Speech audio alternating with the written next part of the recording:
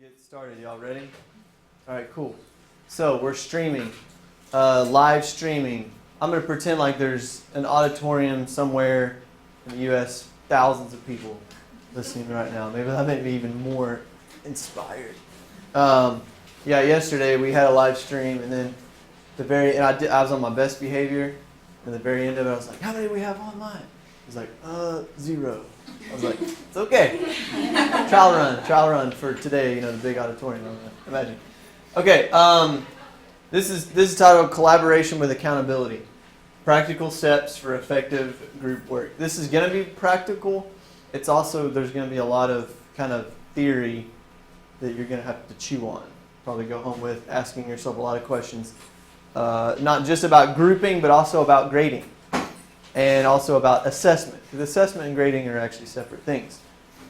Who am I? My name's Ben. I'm basically the secondary social studies specialist for Springdale. And before I worked at Springdale, I came from a one-to-one PBL, high-tech, highfalutin that kind of school. And it was a lot of fun. I learned a lot, and I went through a transition where pretty much everything I did when I left was project-based learning. So I have extensive experience with project-based learning and interdisciplinary teaching. I taught full-time with an English teacher because we taught history and English merged. But I also did PBL separate in my own classroom as well. One of the years we taught separately. So I've gone through a lot of the hurdles that come up with project-based learning. When I talk about project-based learning, which is my sessions yesterday were all about, it's kind of easy for everybody to agree with it and be like, yeah, that sounds really great, it sounds awesome, but how the heck do you actually do that? That most of the struggle that we go through is the practical stuff. How to make things rigorous, how to make it relevant, how to make it fair, how to assess it right. Like, what do you do when you have a group project, but you got to assess individually? It's all that stuff. I went through all those growing pains, and I've got a lot of good practical stuff I can help you with. However, I've certainly had my own questions and never got to a place where it's like, I'm doing it the perfect way. And one thing I've learned just in education is like, there is no one way that's perfect for every teacher and every model and every school for every student. And that really contradicts what we truly believe about students, right? That they're all different. Their populations are different. So, the things I'm going to talk about today, don't let it stress you out, or take it for the resource you can use in your own classroom. Hopefully at the end we can maybe have some informal time where we can wrestle through some questions, and that would be great. So, we will look at some articles, though. It'll be kind of interactive. All right, does everybody get this link? I'll leave it up. I'm going to leave it up for 20 seconds, so you better hurry if you want it. If not, you have to look off your partner's computer. That was a great session this morning. Who all went to the keynote just a second ago? Really, really good. If you weren't there, in a nutshell, basically, technology ain't going to make your kids smarter. Really effective teaching is going to make your kids smarter. And if you have technology accommodating that, it's rocket fuel. As Eric said, it's rocket fuel into learning. If you're an ineffective teacher, technology is a rocket fuel down to unproductivity and mass chaos, right? And I've experienced that coming from a one-to-one school. Teachers, hopefully won't digress too much, but when teachers talk about tech and complain about, my kids are always, surfing the web, looking at social media, I'm like, well, what do you do if your kids are passing notes in class and distracted, or straight up daydreaming? That's what I did in school. I was daydreaming. Teachers thought I was very well behaved. I could stare them straight in the eye and be thinking about anything I wanted to. It's just a management issue. So it's not the tech's fault. It's like we as teachers have to figure out how to manage the tech effectively. But I thought this morning was really good. It made me think about group work. And group work is kind of like ed tech. We have our kids work in groups. The principal walks in and it's like, look at my cooperative learning. So collaborative. All the kids talking together. But the question is there substance in what they're doing? Do they even need to be working in groups, period?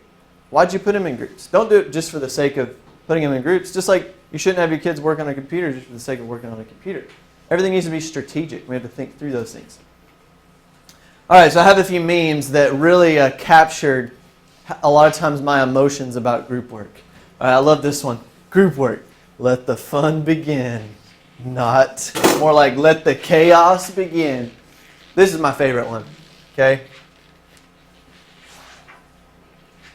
So true, right? So true. Which one of those guys was me? Probably that guy right there. Says I'm going to help, but actually I'm not going to.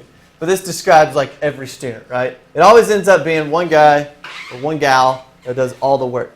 And that's no bueno. It's no bueno for this person, definitely no bueno for those people. How do we prevent that? Here's another one. Does none of the group work, gives the presentation. So everybody works super hard while Mr. Personality just goofed around, had a good time, and entertained everybody. It's time for the presentation. The kids, they don't want to feel bad, so they say, all right, Mr. Personality, why don't you give the presentation? He gets up, he's funny, entertains the crowd, looks like a rock star, and gets a round of applause.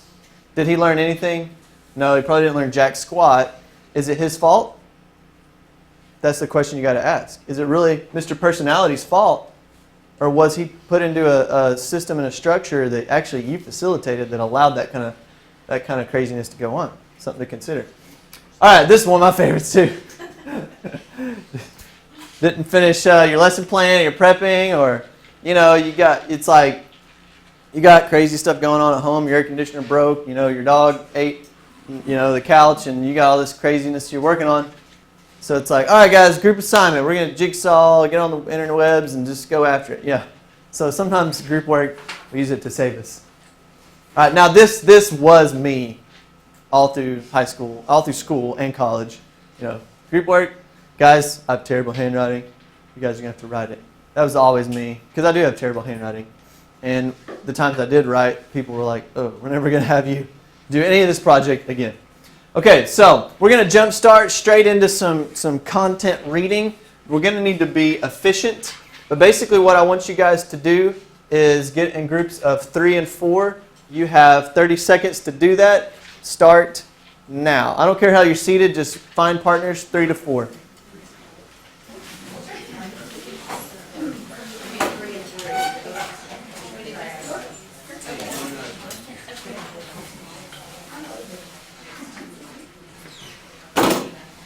Okay, 15 seconds.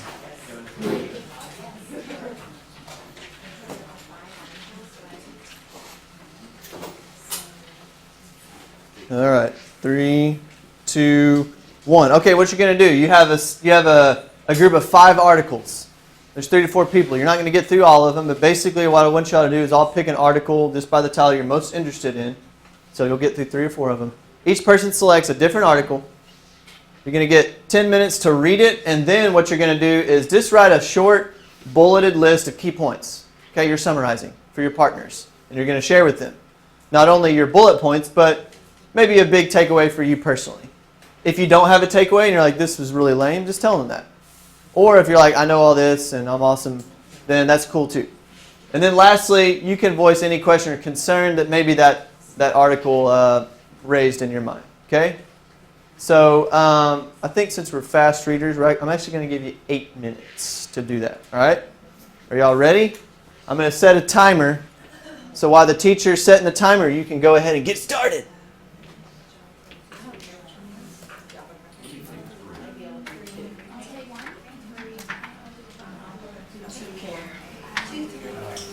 Let's see. 2. So you're going to get 8 minutes to read, and I'm going to give you a period of time where you'll discuss too. So if everybody gets done early, we might even stop it. Does everybody know what they're reading? Everybody know what they're doing? Yep. Everybody in the slides? Cool, groovy. Let's go.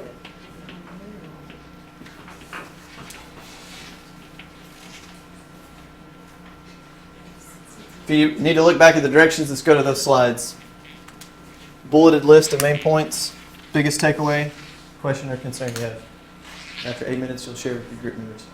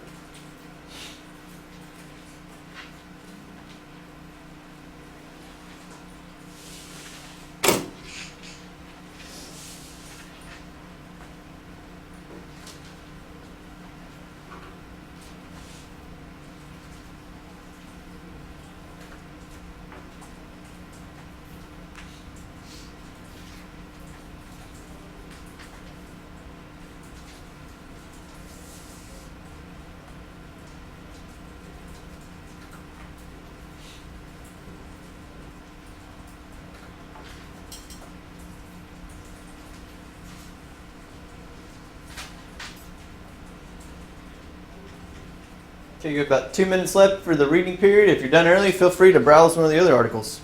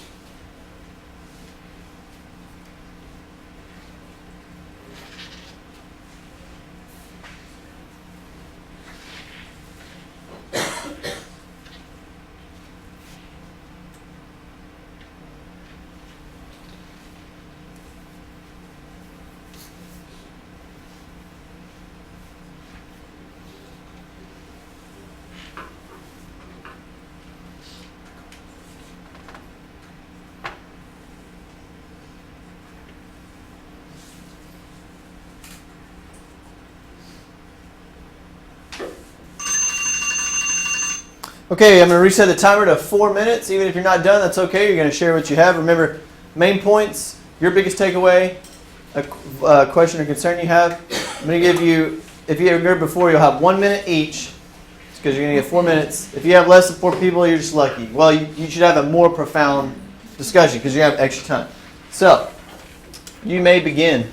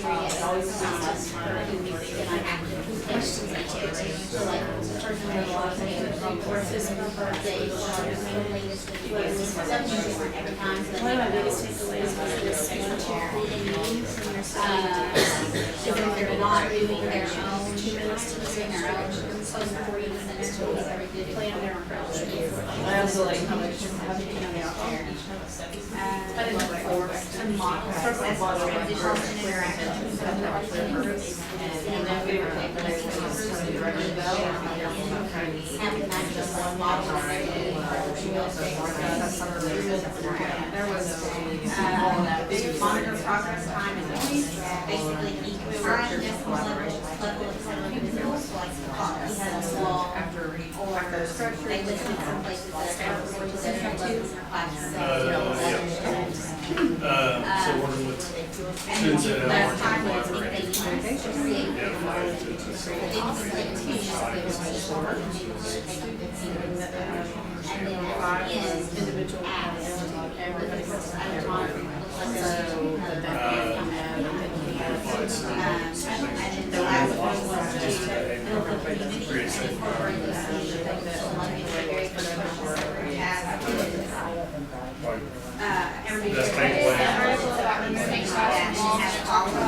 make sure you small groups and pairs, threesomes. Content of the task that we're learning. So So it talks about providing extension projects for advanced students, like planning a project that's above and beyond those students that already master these skills, which are foreign.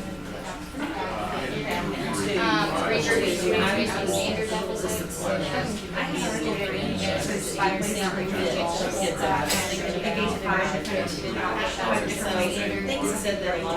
using peer tutors and comparative advantages to lower students. Creative plan using data from previous. Okay, 1 minute left. 1 minute left.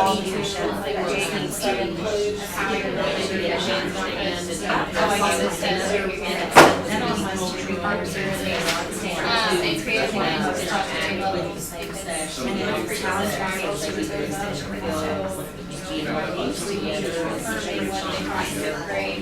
Didn't you go back and turn back to trainers to teach which part of me I already did is remember that it's shy. I think it's you. Like I was on my next based on that because here my sixth graders are very comfortable and I was in and then my fourth which I like so we were more across grade level. So your fifth graders help with further projects. Your fourth graders for second class. So my fifth graders are we took a 13 slides. Some things are mine, trick collaboration, art strategies, model for that kind of just maybe they talk about is something that you're doing and not deciding.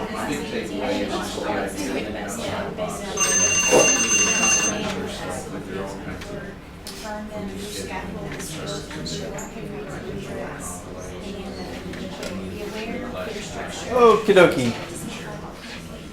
Let's take a few seconds to wrap up those conversations.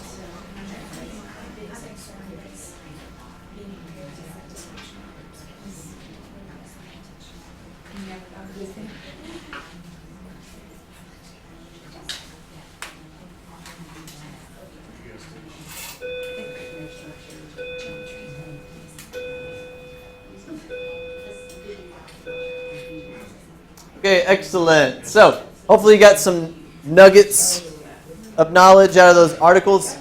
I heard some people say, hey, there's a point they made there. I don't know if I totally agree with that. And that's good.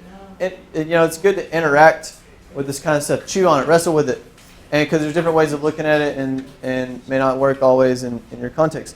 So, I really like these articles. There's some of the common threads I was seeing for myself was like, okay, culture is important, not like the kids' culture, but like your culture. Your classroom culture is important, meaning group work's more effective if it's commonplace and if there's the right expectations. So when we say culture, we don't just mean making them feel safe and warm and friendly. That's important. But also high expectations. And is there a certain rigor they know is going to be assessed or demanded, required in any kind of group work. So culture was one common thread I was seeing. I was also thinking about just being strategic. Don't put people in groups and be frivolous, or they will be frivolous. Kids are professionals at being frivolous, right? So don't be frivolous with it. There has to be strategy. You got to know why you're grouping, how you're grouping, have rationale behind that. But also one of the key things that I took away from that is you always have a product you demand from them. They all have. You don't just say, all right, get in groups and learn together. That's disastrous. There has to be something they produce to keep them on task. There's other management, tricks of like using timers. So I was trying to display a few best practices to you guys. Like I use timers a lot in my classroom. Honestly, mainly for me, because I can be long-winded and like waste class time and not be very efficient. But it's good for kids too. There's a certain kind of pressure when there's a timer. Can you be flexible with it? Absolutely. Just like I was flexible with you guys, giving you a few seconds to kind of wrap those up. And over time, you get better at knowing how long to set things. But timers are really good. Another practice I was displaying to you guys is I was walking around. Yeah, I wasn't like heavily involved. Like if kids are, a lot of times if kids are working on stuff, I'm like more involved, and getting in and probing. This one I was walking around, but I made sure not to be on my phone. I know even though this is I2 and we want to be tweeting everything, I was like, you know what? I'm not going to tweet. I'm going to walk around. Just to display to you like some lessons I've learned coming from a project-based school where kids are working in groups a lot. It's real tempting to be like, wow, this is going really well. Kids are learning. I'm going to go get all those 30 million emails done. I'm going to go reply to those emails I need to reply to. And then you miss opportunities where you probably needed to step in and maybe manage a group dynamic or redirect them, get the quality of whatever they're working on better. So it's really important to be present, which is kind of a principle like duh for teaching like in general. But man, I mean, I don't know about you, I'm very much guilty of not being present. Thinking about the next period, thinking about lunch, thinking about what I'm going to do during prep, thinking about, you know, my dog at home that ate the couch, whatever. But being present and being focused and involved with your students, I mean, it's kind of common sense, but it works. Because when you're interacting with kids and reinforcing good effort, giving them feedback, that's one of the highest yielding strategies that are out there. Speaking of high yield strategies, Mr. Marzano talks about group work, cooperative learning, as it's called. Cooperative learning is a high yield strategy. It's not one of the highest, and that's something important for you to know. It's not one of the highest, but it is one of the 9 high yield strategies that Marzano and his research has done. If you don't know Marzano, he's this big researcher. He's researches a lot of this instructional practices. So it is a high yield strategy when it's done effectively. Okay, so it's the perfect context also for learning and honing 21st century skills. Okay, for some skills, it's the only context they can learn in. In other words, there's not many other contexts that a lot of these kids are going to experience working with others and communication without group collaboration. I mean, there's really no other context unless they're involved in something extracurricularly, which is very possible. But when kids are in our doors all week, we have so much time with our kids, we better be developing more than just content knowledge. They need to be prepared for what's ahead. Okay? I'm sorry to break it to you, but some of these kids ain't going to do nothing with your subject area. I mean, seriously. It's the truth we have to rest assured with. They're like, well, no, my content's so relevant. I can give you all these real world examples. Yeah, sure. In principle, sure. But how much more are they going to use the communication, the collaboration, the critical thinking that they gain in your classroom? You see what I mean? The ability to like step up and be a leader when no one else is. The ability, if you're kind of extroverted and be a leader, to let somebody else lead. Like those soft skills that we call soft, I call essential skills. And those are the things we have to be reinforcing in our classroom if you want your students to be like functional human beings, you know, outside of your classroom, which is really important to me. So, 21st century skills, I just stole this from the internet somewhere. I thought it was a good image. What are 21st century skills? Well, the foundational literacy, so how to apply the core skills to everyday tasks. So our content does fit into that. It's important. You know, I'm a history teacher, and you know, kids ask me, well, what am I going to do with this in the real world? And I'll tell them, like, yeah, you're going to do a job. You don't need to like quote history to them, but to like understand the world around you and to think in a relevant way toward the political or social issues of your time, yeah, history is important. So our content is important to teach kids how to think. But there's so much more to being a human being than just thinking, right? Problem solving, being creative, meaning able to tackle problems from different angles, not the same way every time. Communicating, collaborating. And then character qualities. I'm a huge character education fan. Now, character education just sounds like boring. I'm a huge fan of like mentoring kids to being better human beings. Group work, group projects are a perfect context to do that. Okay, most of the reasons people get fired in the job place is not just because of the competence. It's usually because of character. Okay, so projects and group work, these are opportunities people can experience, like being more flexible and adaptable, learning how to lead, being more socially and culturally aware of people that are different from you or that believe or live in a certain way that you disagree with. Great opportunities for kids to encounter those things. Persistence and grit. There's a lot of like excellent research showing that the most distinguishing separation of successful people and not so successful people is this their ability to persevere, be persistent, grit. So a lot of times we try out group work, it's disastrous, we don't want to do that again. Well, you know what? It's okay to fail.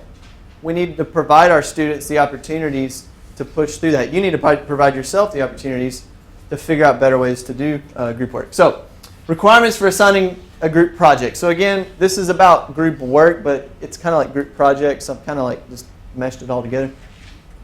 Are you committed to building the right culture in your classroom? Do you have a plan for using it often enough it can be improved? If you only do a group project like once a year, once a semester, how really good are they going to get at working in groups? You know what I'm saying? It's the same thing with teachers. I led a session with administrators yesterday. I was talking to them about letting their teachers collaborate, and I was like, listen, you want your teachers to collaborate. If you only let them do it once a semester, how good at collaborating are your teachers going to be? It's kind of like, I thought of that. It's like, yeah, we need regular opportunities to bounce ideas off with other colleagues, right? Just like students need regular opportunities to hone their communication skills. Another requirement, a clear, explicit strategy for why they're going to be grouped. On that note, students should not be doing group work all the time. I'm a firm believer in individual projects when appropriate, or doing individual components within a larger group project. And I'll get more into assessment later, and that's critical for assessment. But kids need to learn how to work independently as well. You don't want guys that are just freeloading on whatever group they're in for the entire year. That'd be disastrous. Okay, you need a strategy for how they will be grouped and what outcomes you will require at various benchmarks throughout the process. Techniques for building in reflection. John Dewey said, we don't learn from our experience, we learn from reflecting on our experience. Is there an opportunity at the end of a project or group work for your kids to reflect on how they're growing and some of those soft skills? Dedication to use class time effectively, kind of like I mentioned earlier, walking around, being engaged, probing, monitoring group dynamics, not checking email, prepping, grading, etc. If you're not willing to do these things, guys, you shouldn't expect good results. I mean, that's just the bottom line. Yeah, you can do group work, but you're not going to get high quality stuff. So, questions to consider. Why am I assigning a group assignment or a project? Another question to consider. Why am I not assigning group projects? Why don't I do that in my classroom? This isn't a place for you to feel guilty and beat yourself up. It's for you just to have a reflective practice. Why don't I? Maybe you just don't have good training. Maybe you've never seen it done effectively. Maybe you need to ask, maybe you need to just go around your team, go find one of those colleagues in your building that you know that does that often, and ask a facilitator or an administrator to watch your class for 10 minutes so you can go check it out. You know, resourcing yourself. Getting on YouTube. I mean, you can get on YouTube and learn how to do anything. It's like, I'm now like a certified mechanic, not certified. I'm like I can work on my own car and engines and stuff like that simply from YouTube. Maybe you can get on YouTube and figure out good strategies. So a lot of times we don't do group projects just because we're scared of it. We feel like we don't have time. We feel like it's frivolous or not needed. And that's just not true. We got to figure out the good ways to do it. Am I taking the time to build the culture that will encourage and require collaboration? When we design projects, if they're in groups, it should be because the work demands that they collaborate. Okay, not put you in groups and collaborate for the sake of collaborating. Do I group students strategically or conveniently?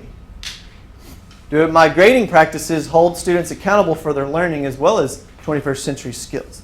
Okay, I know a lot of teachers that will integrate those 21st century skills like collaboration, self-discipline, or self-direction into their grading scheme. I personally did that. I don't think you have to, but there better be a way that you're assessing it and having kids reflect on their performance in those areas. And I'll give you examples later. I actually have some rubrics you can have. All right, building the right culture. So I'm going down those categories that some of those questions kind of explored. What is evidence that you have the right culture in your classroom?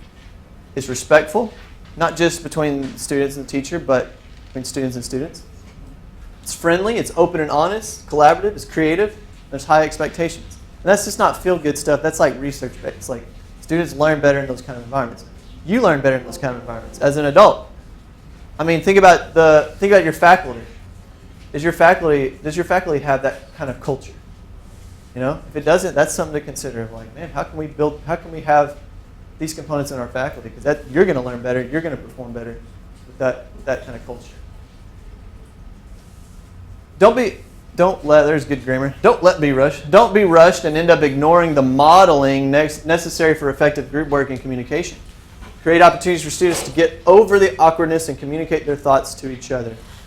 One of the articles talked about modeling. Like you got to think through it. Just like when you GRR a lesson, you got to GRR collaboration, communication.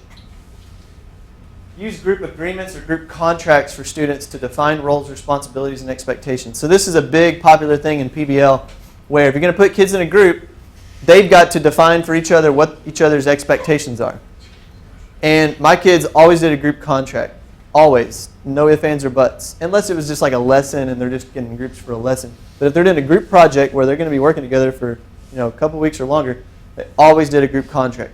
They signed and agreed upon. A lot of times they shared contact info in case they needed to get a hold of each other.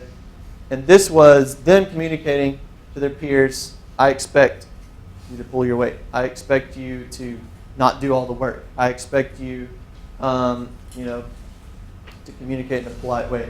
And I linked an example in there for you. And this is really effective. And you're like, well, doesn't that take class time? Well, the kids get better at it. I mean, we knock that stuff out pretty quickly once they got a hang of it. That goes back to, again, like the more often that you do group stuff, the quicker they'll get at some of these protocols and practices. So that's really key. How did I use that? Well, the students used it for each other, but it was a powerful tool for me, for the teacher, if the kids were violating their own norms, to be like, wait, didn't you agree upon these things? What's up with that? You guys made an agreement. You got to hold to your word. And then we provided, in our school, we provided the opportunity for kids to fire each other from groups, because that happens in the real world. You don't pull your weight, you're violating the norms, you get fired. And you have to do the whole project by yourself or do an alternative assignment that's usually, I would make very boring and not fun, because the project should be pretty awesome. And so that's really effective. Now, you got to mentor them through that, because I was telling the group yesterday in one of my PBL things, you'll get students, they'll be like, we want to kick Johnny Personality out of our group. Well, did you talk to him about him being lazy? No. It's like, well, that's not fair. Like, you can't do that to somebody, just fire them and not talk through those issues. So that's when you bring them in. They're 14-year-olds. They don't know how to talk. They don't know how to have conversations like that. So you don't just say, no, go talk to him. It's like, okay, guys, let's bring it in. And you mentor them through that. It's powerful, guys. I've seen it happen all the time in my classroom. And they get to learn what it looks like to have like a very confrontational conversation. It's also gracious and respectful. You model it as the teacher. And then they have to follow those norms that you set. And that's good reflective practice for me as a teacher. It's like, am I regularly displaying that type of balance in my classroom? High expectations, but also being friendly and respectful. Because even Johnny Personality, it doesn't matter how much he puts on a front and looks like a jerk to everybody. It's like deep down inside, he's a kid. And he deserves your respect. And he deserves respect from his peers. So we have to facilitate that in our classrooms. Already said that. It also, on the note of the firing process, it needs to have some kind of redemptive value to it. So it's not like, well, I'm fired and I'm a total failure. It's like, he's got to be able to learn and grow from that opportunity. I will say that sometimes when I'm doing projects, sometimes I got to hijack the whole thing and fire a kid on the spot because we don't have time to go through the process. Because kids might procrastinate. I've had kids that will come to me the day before project's due and want to fire somebody. I'm like, no, you had your chance. You wasted time to address those issues, and now, you're paying the consequences. He had 30% of the work, and it's not done, and your grade's going to suffer. So kids, that's a good experience for them too. But that said, I did learn there were some cases I would just like step in, or I would even be like, okay guys, we're all working in groups except for you. Does that sound mean? I don't think it was mean. It's like he wasn't ready for it. I was scaffolding his experience because I knew it had to do with what type of project it was. I mean, like I don't stick to certain rules in my classroom that it's like, oh my gosh, well the model, the PBL, it's like, it's your classroom. Like, use your common sense and what you believe is right for each individual kid. So there were some students that had some serious violations, not just in my classroom, but in school, and it was just like, hey, Johnny, man, really been thinking about it, and I just really think this project, you need to earn my trust back because you violated my trust this semester. I know you want to work in groups, but for this project, I want you to use this project to prove to me you can work in a group on the next project. That's how you approach that. Not, you ain't going to work no group because you're just a total lazy bum. Is that redemptive? No. There's no opportunity for him to grow. So I give him some kind of incentive to improve their behavior. Systems of reflection and peer feedback. So kids need to reflect on how they are treating other students, and they need to hear the feedback from other students of how they're treating. And I have protocols and a rubric I'll show you later where you can provide that. In our school I came from, collaboration was actually like 10% of the grade. and the teacher didn't assign that, the students did. At the end of each project, they graded each other on their ability to collaborate, and that was a grade. And that way, I could separate the group work dynamic from like the actual content knowledge and writing and stuff like that. Alternative assignment story. So this is something I shared with one of the PBL groups yesterday, is that just the importance of culture and an understanding. When you build a culture of high expectations, kids over time learn when they're not matching up to it. I had a student one time in a group project that he was absent a lot. Showed up the last day. It was like one of those memes, absent a lot, showed up the last day. And he's a really sweet kid, so everybody, let him present stuff. And it looked like he knew what he was talking about. Came to me later and said, Mr. Sloan, I want you to know, I don't think, and their group did really well. He's like, I don't think I really deserved that grade. I really didn't learn much in this project. Is there something I can do to actually like gain the knowledge and like have a grade that reflects my learning? I was like, what? Are you seriously asking me this? This is not happening. Like, somebody pinch me. Now, the kid, he's a great kid, and that's obviously not what all my students would do. But it spoke to me about the culture that had been set over time for a couple of years with these kids, not just from me, but from each other. And so that's the power of doing group work effectively over time. Like, kids understand how it works. Now, I could name a whole list of kids that would have never done that. They would have, it would have slipped through my system. They probably would have got a good grade. But yeah, I gave that kid an essay. I was like, yeah, man, I'll give you an essay prompt. And he did it within a week. It was crazy. But I knew like he was trying to become a better person. And that really inspired me because, man, kids, sometimes we got to give them more credit because some of those kids can inspire us all. So grouping. Be strategic. Love this question. How do you address this question? Really, let me ask you this. What's the real question being asked? Can I work with my friends? Can I have fun? It's like the learning's not priority. We choose our own groups. It's all the big debate. Me personally, rarely did that. Over time, I knew who could work with friends and who couldn't, and sometimes I might do that. But it's not just about because it'll be like a black hole of productivity within that group. It's also like, are they really going to learn much about the world if they're just hanging out with people they like? I mean, we all have to work with people that we don't necessarily prefer to be around, whether we don't, agree with their views. But that builds something inside of you as an adult, right? That's why we are professionals. That's why we're hired to be in a professional environment, because somebody trusted that we can, be mature. You know what I'm saying? And, get along with people. That's powerful for students. Can I work alone? What's the real question behind that? Or the real, thinking pattern behind that? I don't trust other people's. I don't trust other people. I get really awkward around others. I want to be comfortable. Or I think I'm smarter than everybody else and I have all the greatest ideas. We as teachers, a lot of times, we forget that even the most brilliant kids in our classroom, they don't have it all. Yeah, they might make straight A's in all the tests, but do they really have it all? Are they really so smart that they could not benefit from 1 ounce of perspective another kid could give? You know what I mean? So it's important to have kids, even the smart kids, in groups so that they're experiencing different perspectives. Now, how you deal with the workload, that's a whole other topic we'd like to touch quickly. All right, heterogeneous versus homogeneous groups. This is a big debate. In some of the articles it was talking about heterogeneous groups, which has its place. And there's sometimes you might need to make groups more homogeneous, speaking specifically about competence and stuff like that. For certain purposes. You can find research to support both. My experience, I lean more toward heterogeneous groups. And what I did, this took me a long time, but it was worth it. At the beginning of every year, I took those map scores in Springdale and Spelman. Was that before we had NWEA map settings? I took everybody's map score and I divided them into 3 categories. It was red, yellow, green. And one year I might have did 4 categories. I can't remember. But did 3 categories, red, yellow, green. And then I put it in an Excel sheet. And I basically, when it's time to do a project, I created another sheet, duplicated that list, and I drag a red, a yellow, and a green. Red, yellow, green for each group. And it wouldn't be perfect, because I might have more reds in one class than others, but you get the principle. I like mixing up competencies, and then I'll obviously move around based on okay, we got a little too much personality in that group. I'm going to move that around a little bit, you know what I'm saying? So, you know, that's one thing I did. It took me a long time, I ain't gonna lie. It was not easy. It probably took me like 3 or 4 hours to do it, like for all, 100 zillion of my kids. But I had the entire year. It was awesome. I used it the entire year just forming new groups. And I could go back to other projects because they were all its own little tab in the Excel sheet. I could go to other projects and remember who worked with who.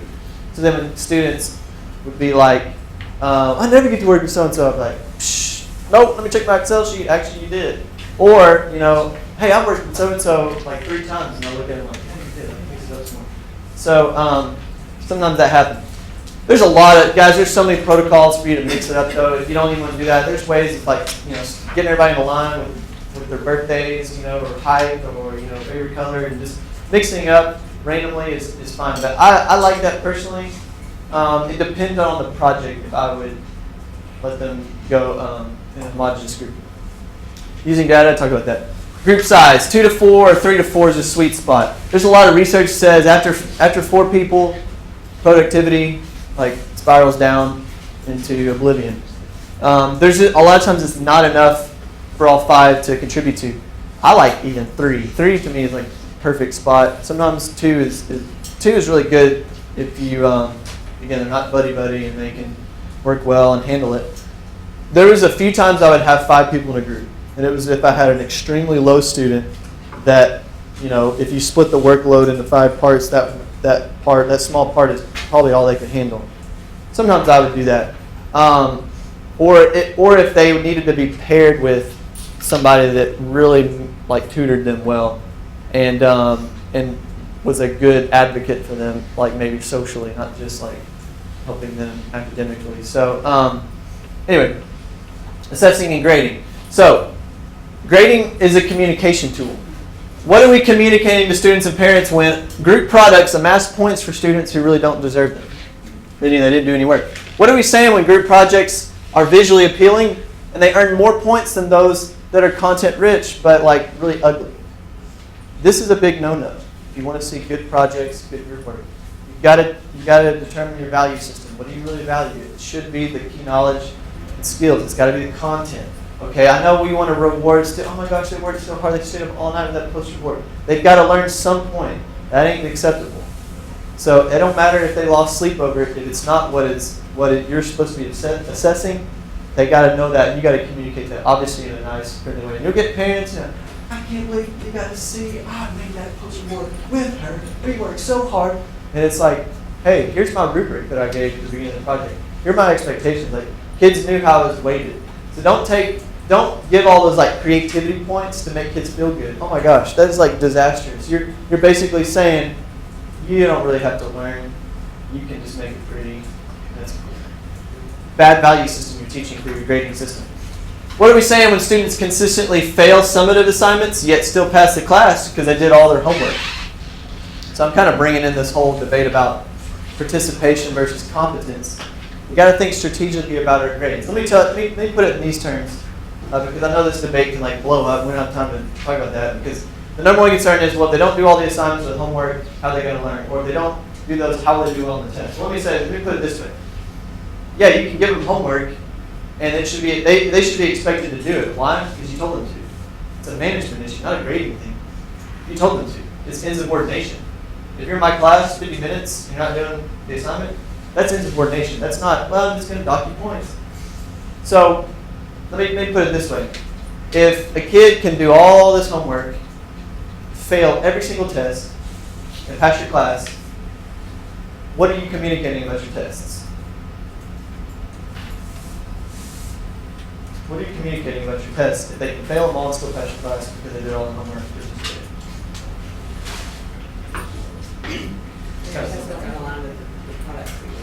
do what? End assessment is not aligned.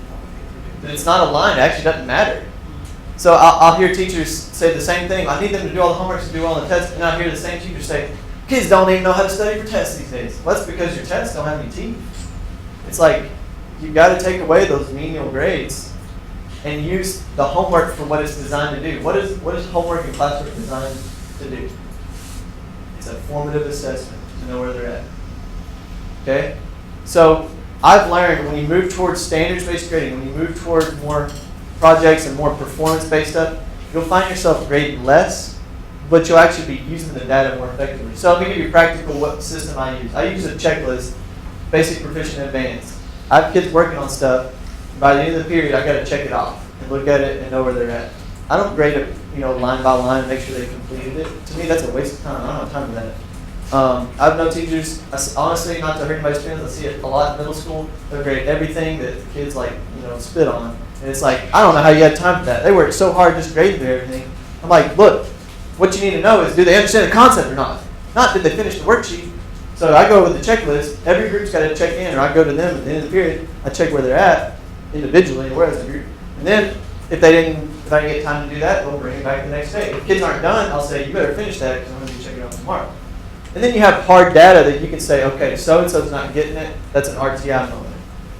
A lot of times RTI, I don't know what it looks like in your school, but in Springdale, we're wrestling with RTI. Like, how do we move it away from just getting kids to do the work and move it towards this, helping kids learn these concepts? So something to reflect on, because standards-based grading and group projects go hand in hand. I'm about to separate it in an individual group here in a Can I second. have your attention, please? This concludes the session. You are currently. We're going to save a few minutes. Please take I got moment as a you couple more transition nuggets to talk stop about. by the rotunda and check out the food okay? And don't forget to stop by and see if you've won a prize. Just a second. The food trucks will be available again today from 11 to 1 in the courtyard. The coffee barista is still set up by the PAC. Feel free to stop by and get a drink before the next session or with lunch. Once the prizes haven't been picked up, check your email or stop by the rotunda. Thank All right, you. take just a couple more minutes. What I do in group, when I do group projects to tackle this debate about is it group grade or individual? What I do is I break up the grade between content, writing, oral communication, whatever else, whatever categories I come up with. The group product, let's say they're in a presentation, makes sense, or a video. The group product, I may be actually only giving them group grades for just oral communication or just some kind of visual aspect of it. Maybe the content grade I'm giving was an individual quiz I gave in the middle of the project. What if the content grade I'm getting is that essay assigned in the middle? So you can have a 2, 3, 4 week project. You can have this final grade that's actually made up of multiple assessments, and not think, well, I got to figure that. You will rack your brain forever trying to figure out how to assess everybody individually and get all the content, all that in one product. It's kind of hard. So liberate yourself from that. And maybe only grade the presentation for just oral communication or just content knowledge. In my school I came from, we were required always to have an individual writing assessment in any project that had a group dynamic to it. I also like doing group products that are made up of individual components. So the example I gave yesterday is when I taught psychology, they did all the kids designed a self-help website dealing with issues related to teen mental health. That's a big thing, teen mental health. They all chose a research topic, wrote a blog, an article about it. So I gave all the individual kids a grade, just like it was an essay, and then when they designed their websites together, they were different. I was grading other stuff as a group. Does that make sense? So you can break stuff apart like that. Now, a lot of schools, they may not break their grades up into those categories. They may, into the soft skills, like speaking and collaboration, but they assess it somehow. Like here at the School of Innovation in Springdale, they have their habits of mind. They have rubrics for it. It's not built into their grades, but they require the teachers to go through a process of giving that feedback to students and assessing it. So things can be assessed and you're not even graded. So I'm just trying to give you some practical thoughts about, don't let the grading scheme keep you away from doing group projects. You just got to separate it into a way that the individual grade is going to represent their learning accurately. So on this last page, there's a collaboration rubric from the Buck Institute of Learning, Buck Institute for Education, my favorite website ever, BIE.org. They have a million other rubrics you need to check out. The last one, this is awesome. The peer feedback and self-evaluation rubric. What we do at the end of projects is you have this rubric. And it's a rubric for them to reflect on themselves first. Like, I did my work. I communicated politely. I was a leader and stepped up, whatever. And then there's little parts they can write comments on themselves, like, I think I need to work on this. Blah, blah, blah. And then they put the name on it, and they rotate over the group. And they get to the next guy. And the guy next to him evaluates that student. And no, he actually did this, and he actually behaved like this. She actually did this. And it keeps rotating. They get it back, and they get real-time feedback on what their students are saying about them using this rubric. And then there's sentence stems where they can offer constructive comments that are polite, that I provide for them so they know what it looks like to be polite. And they turn it in, I'll grade it. That's their collaboration grade. Or if you don't want to separate, if you don't want to make a collaboration, maybe you just make it like 10 points of the project or whatever. Lastly, I know a teacher, one of the toasters actually here at Springdale, that she used to like take a big chunk of points for a project, and she'd bring the teams in, and they would just hammer it out who should get what percentage of the points. It led to some really interesting discussions.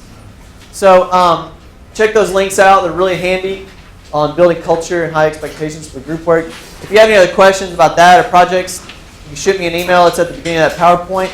Hope you got some nuggets of knowledge. Have a wonderful day. You're welcome. Thank you, guys.